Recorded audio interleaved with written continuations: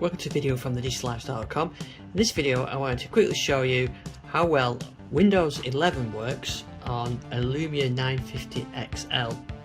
Now this was originally a Windows 10 mobile device, and I've had full Windows 10 on here at some point, and I've also had Windows 10X, but this is Windows 11. I'm not going to show you how to install it on here. For that there's a brilliant project called Lumia WOA. It's up on GitHub, and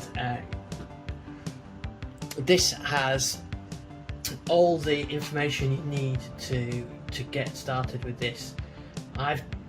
It talks about Windows 10 in the instructions, but it worked with Windows 11 as well. You basically use a couple of tools to unlock the device. You get an image to install.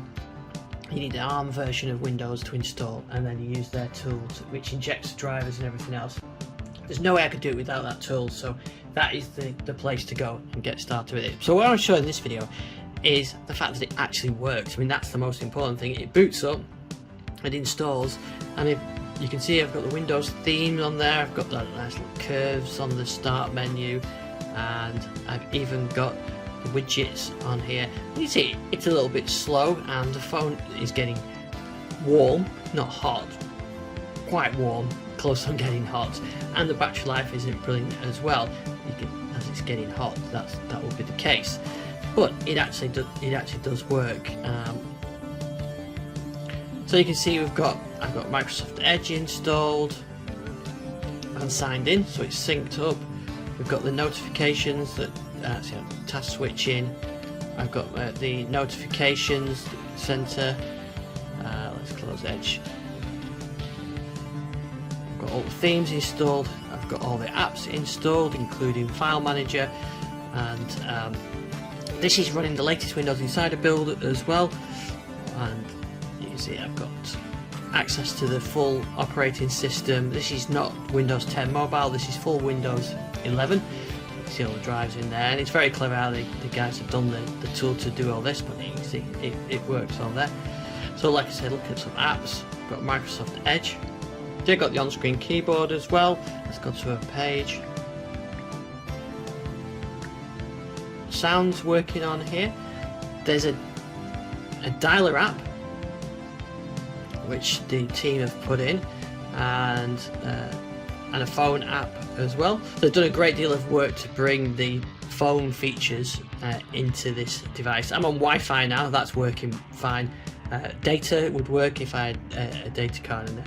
So you can see it's not exactly fast and snappy, but it works.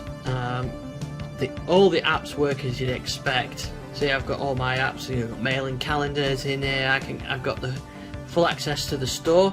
You don't have, it'll run emulated x86 applications as well, but obviously this being an ARM device, ARM ones work better. This is using the old this has picked up the old version of the store, so I need to get that updated.